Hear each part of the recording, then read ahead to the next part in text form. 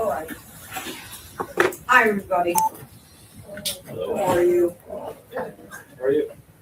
Oh, who asked me how I was? Thank you. I'm good. Thank you. I'm here with Darren Cox from the Washington Field Office of the FBI and Mike Spence, who runs the Superior Court side of my office. And I wanted to kind of follow up on what I first spoke about on Friday. What happened this past Saturday night at Chipotle in the Navy Yard, and what we're seeing increasingly across the district, is not only unacceptable, it is violent, it is dangerous, and it is illegal. And I am here to tell you it is going to stop.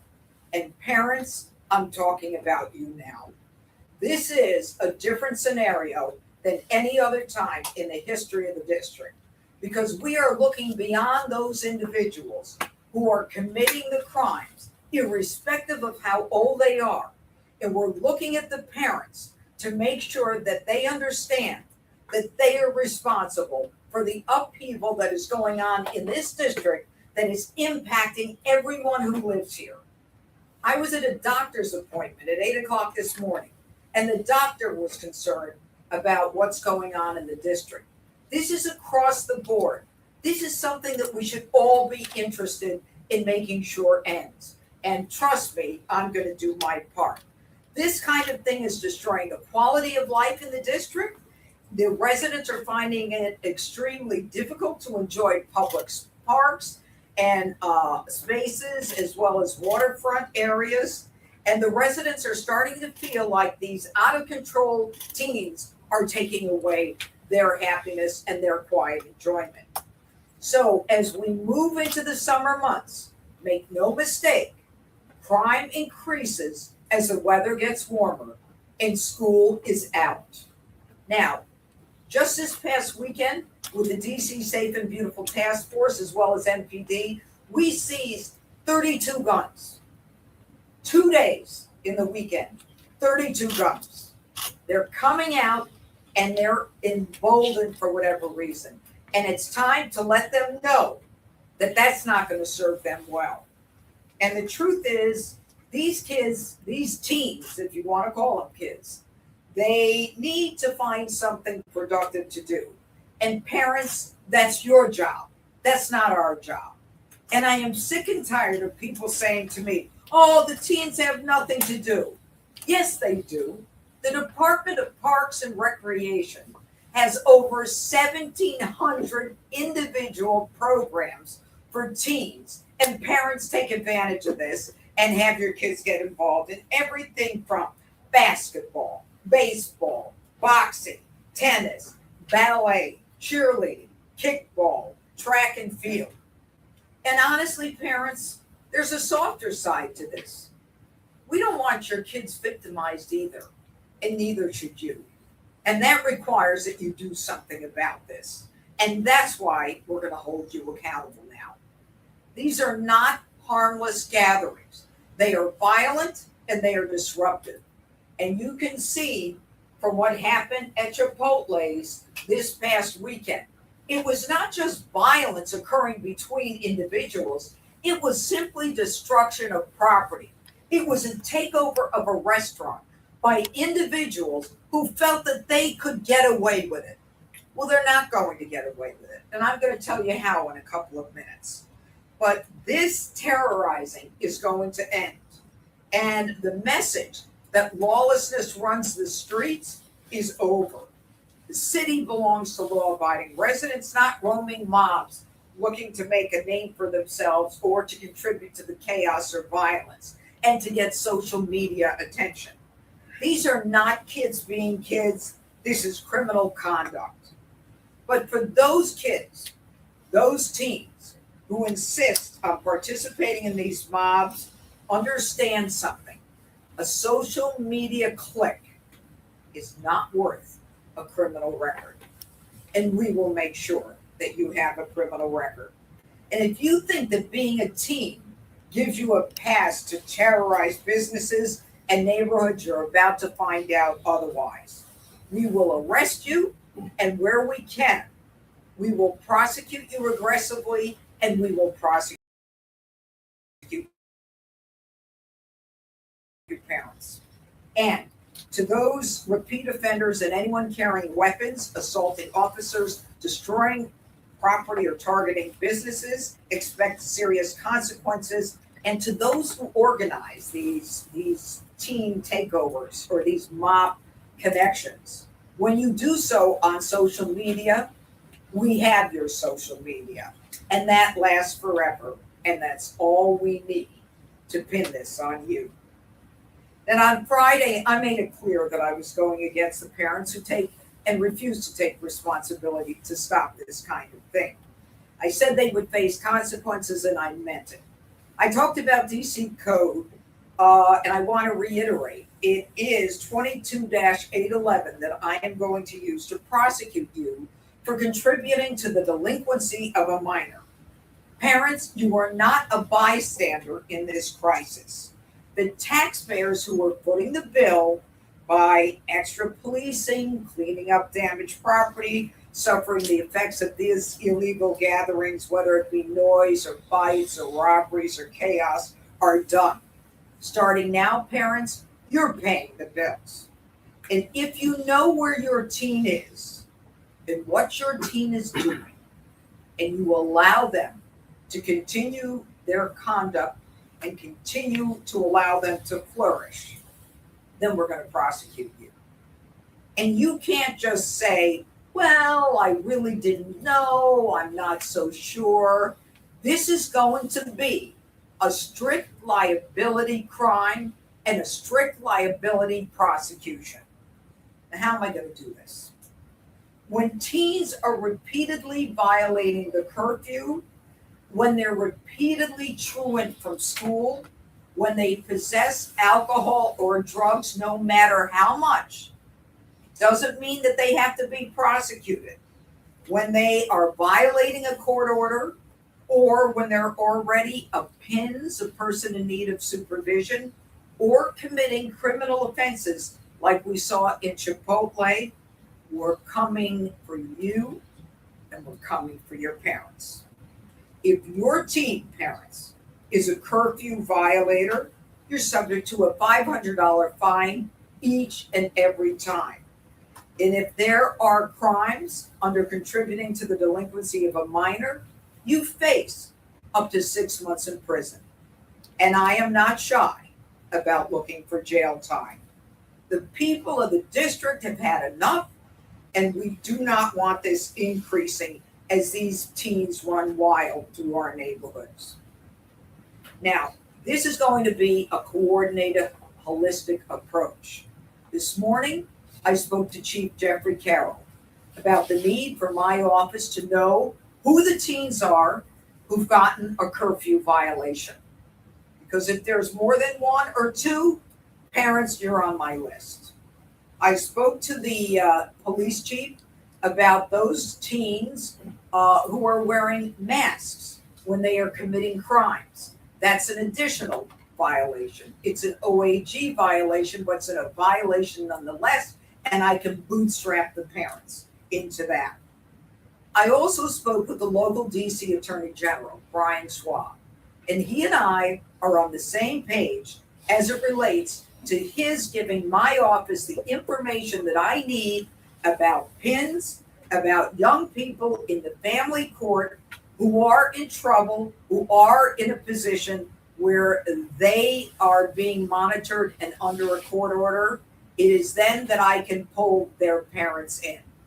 I've got everything in place now. And I spoke to the chancellor of schools. That one is yet to be determined.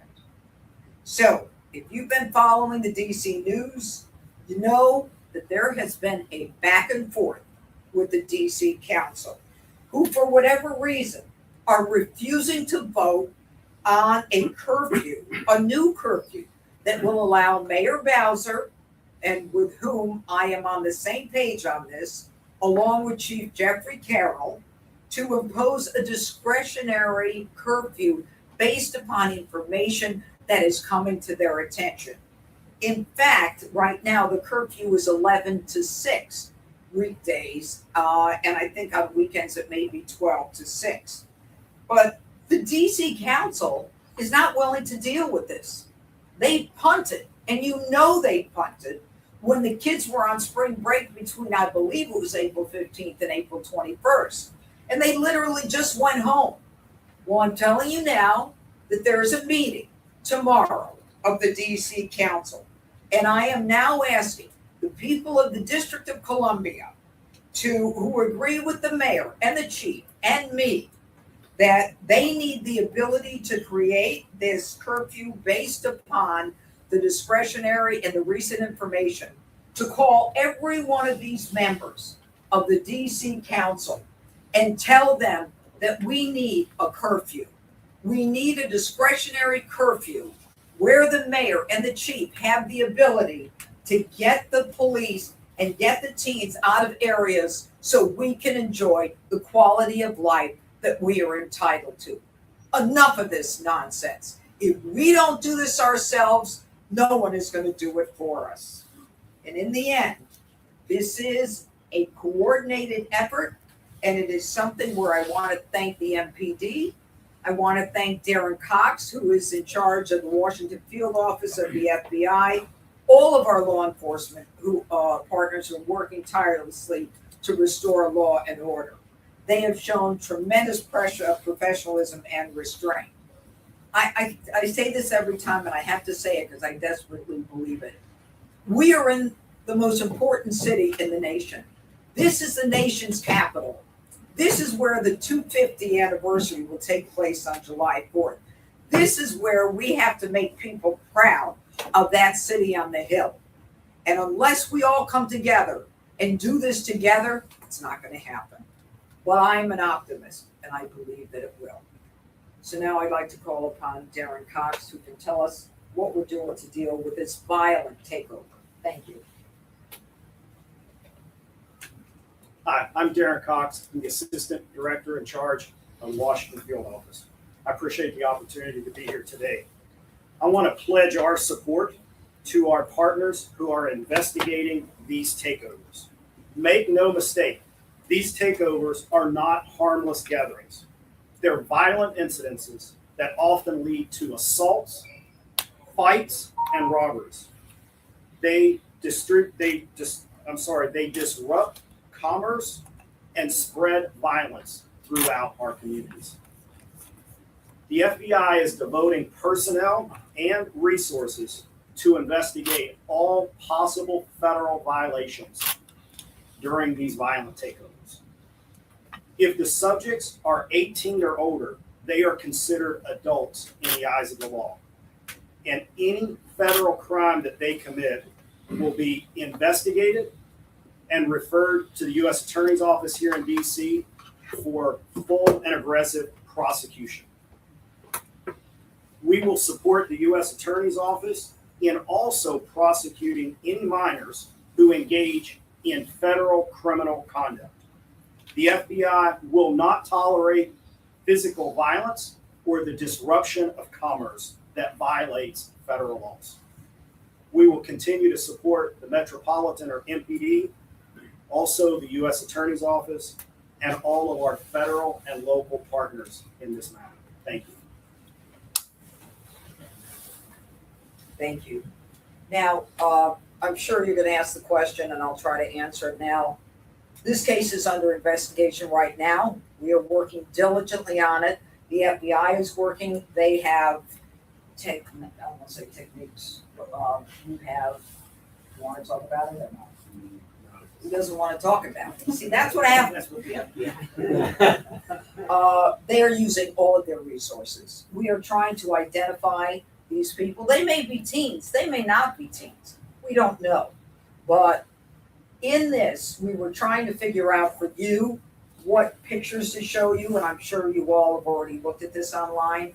There's one point where I think a man is in a blue shirt, maybe it's a red shirt, and he has a little girl in a pink dress, and he's hugging the little girl. That infuriated me, and it should infuriate every one of you.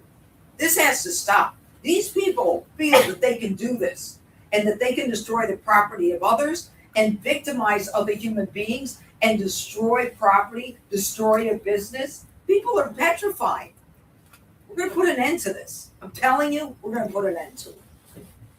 Yes. Hi, Reagan Reese with the Daily Caller. I have 2 questions for you. How soon can we see charges against parents? And then you mentioned the planning of these teen takeovers. Do you have any idea who's planning them and how widespread that is? Let me answer the first, the last question first, and that is in terms of the planning. It can be the spur of the moment. Let's all get together in this place. It's on social media, and then if we're tracking the social media, then we've got to be able to say, or the police will be able to identify that area and go there and break it up. Okay, but if there is no curfew, a discretionary curfew as it's called, then we can't do anything until they start committing a crime. We can't even break it up. Okay, and that's why it's so important. I put their names up and their telephone numbers up for a reason. Call them. Tell them that they don't lose anything by voting to give law enforcement the ability to protect teens and protect the citizens. And what was the first question? How long before what? How long before we can see Okay. charges of parents? I think if you read between what I was saying, there were several parts of the statute of contributing to the delinquency of a minor. Subdivision 1 is if they're truant from school. In order for me to find that, I have to work out something with the chancellor of schools. I have to have that information. If they possess or consume alcohol or have a prescription that is not have drugs that they don't have a prescription for, that I can get from the MPD, we're going to be working together. If they violate a court order, the Office of the Attorney General has indicated that he will start working with us on that.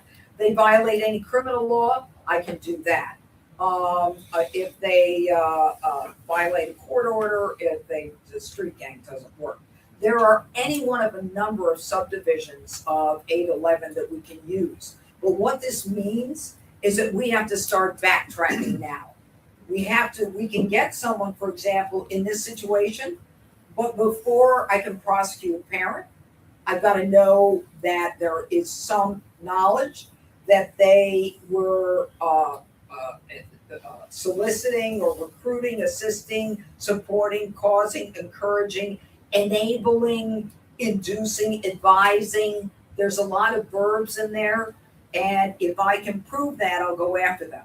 But understand, it's almost a backtrack. What are the truancy records? What are the family court records? What are the criminal records? What are the criminal records that I can access? What do I know about the parents from kids? I was a family court judge for a while. Persons in need of supervision. Understand it's going to take a while, but it's a holistic approach, and I've got pretty much everyone in place to do this. Thank you. Yes. Hi, I'm Ash Fox 5. So this happened almost 48 hours ago. There are multiple camera angles. I know you have techniques that you're working on to figure out exactly who is behind this. But what is your message to that dad? Because I felt the same way that you did as he's holding his daughter. Yeah. You have MPD that said they were a minute away and still made no arrest by the time they got on scene. You have National Guard in the area. You have FBI. What more resources could you add preventatively in addition to charging parents? Well, I mean, obviously, our focus is to arrest the wrongdoers. I mean, that's our first focus. I don't know about the time as it relates to the MPD, the FBI, the National Guard. I don't know what the allegations are or what you're referring to, but what I can tell you is everyone is right now making sure that they are working on this. This is top of mind today for everyone that you mentioned. Yes, sir. Keelan Hughes, the Washington Examiner. I just want to get you to maybe reiterate or say, is your concern that if this curfew is not in place, that the lack of curfew is a contributing factor for what we see happening at Chipotle? Is your concern without that curfew that other restaurants could be ransacked, things like that, because it's like 1 + 1 = 2 sort of situation? Like, Well, what the discretionary curfew gives us is the ability for police to go in and break it up. Okay, and get these kids, they either end up with a division for youth and family services, or they get taken somewhere where their parents or a guardian have to pick them up. Okay, so it's dispersed almost automatically. So that in itself prevents it. It's almost, when you talk about Did it take police longer? I mean, I don't know. They were only a But minute what I'm away. saying to you is that, you know, if we know about it ahead of time, we're there before it happens. And that's one of the benefits. Yes. Josh Jacob from Channel 7, I think what you were saying was that the discretion, I'm not taking your time, but it's just like, it allows the cops to look at social media, it allows them to go prior, otherwise they can't do anything with curfew. We know that some of these takeovers don't just involve DC kids, some of them come from Virginia, some of them come from Maryland. I think that that's been proven. What happens to those Parents? Yes, can we do anything about them? Probably not. I mean, I would have to have some real nexus there. Would you like to speak? Spence. I'm happy to. All right, this is Michael Spence. Michael Spence is in charge of the DA side of my office as opposed to the federal side. Hit it, Michael. All right, thank you, Judge. So to answer your question, I really think it depends on the circumstances. We would, in all of these cases, we're gonna do a lot of investigation with our law enforcement partners. But there may be circumstances where we may be able to prosecute parents who live in Maryland or Virginia. Their kids are still here in the district. Their kids are not being supervised. They're not doing what they need to as parents. And there are plenty of other parts of our criminal code where conduct outside of the district, if it affects things happening in the district, we can charge that as well. But it depends on the circumstances. But your message is the same, I would imagine, to these teenagers who are thinking about coming to this sort of My thing. message is the same to the teenagers and their parents. Okay, if Mike can figure it out, I'm all in. All right, everybody. Yes, oh, you again. You sat over there. Have you been able to identify any individual who are customers in this individual? I don't know yet. I really don't. Do you know? Yeah, but believe me, we will get our hands around this as quickly as possible. And then, given the weaponization announcement today, I just want to see if you think at all that any taxpayer money, the weaponization announcement from the anti-weaponization fund, do you think that taxpayer money going to other people who rioted in the city? I don't know anything about this. This is it's the settlement money through the Trump IRS settlement that they. Yeah, I'm not involved in that. You always ask these out of my lane questions. What? Judge, you have Tran Light up here, lost his appeal to throw out his case Yeah, Tram. that you're. He's still on the city council. You want his number? Yeah, Why is his there he picture- is, where's Tram. his- where's his picture? Huh? Where's his picture? We pulled it together. Why don't you have Tram's picture there? We didn't know if there was a Oh, now specific we know. reason. We didn't know if there was a reason. Do you No, have, there's no reason. do you have any reaction to him, losing the appeal?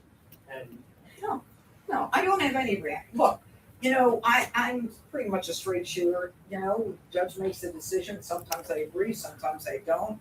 I have a job to do. I'm going to do my job, and I'm going to apologize for not having this picture here. That one, my headlines.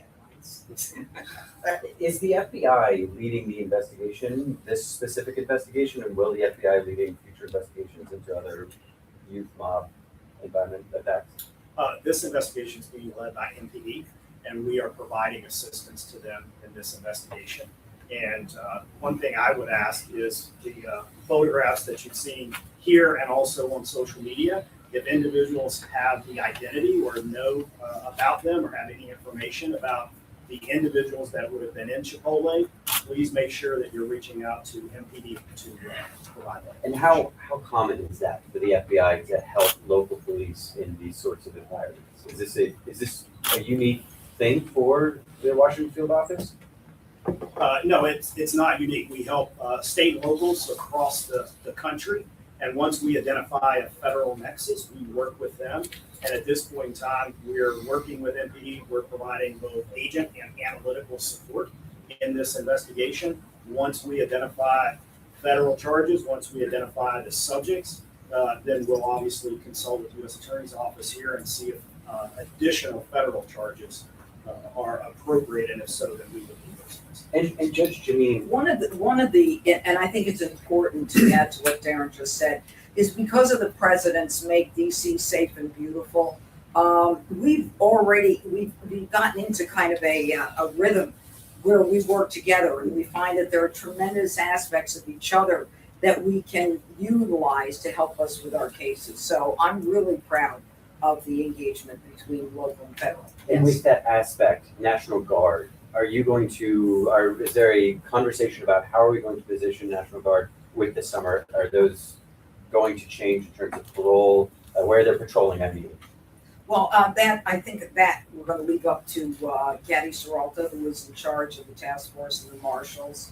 You know, I just get the information from them when they make an arrest or when they need legal advice, and we provide that advice to them. That's really their milieu. But I wanna thank you, please, by the way, one of the names that was yelled was Rondell. Rondell. Rondell was one of the names in the video where someone said, I think, stop Rondell, something like that. Play it back. If anybody knows a name or a person, that'll help us out. One last quick question. Yeah. Would you have any message to say for the city council members? Do you believe that by refusing to put any sort of curfew in place, that it could be endangering Americans who are coming to this nation's capital this summer, who are just trying to have a good time to celebrate 250? I think the members of the council should do their job. And their job is very clear. And that is to protect the people of the district. And when they go home and they punt on issues where the chief of police and the mayor believe it's important, and the United States attorney and whoever else is in this room, maybe they ought to think twice about it. Thank you, everybody. Have a great day. Thanks for coming. Maybe we should have done Rondell.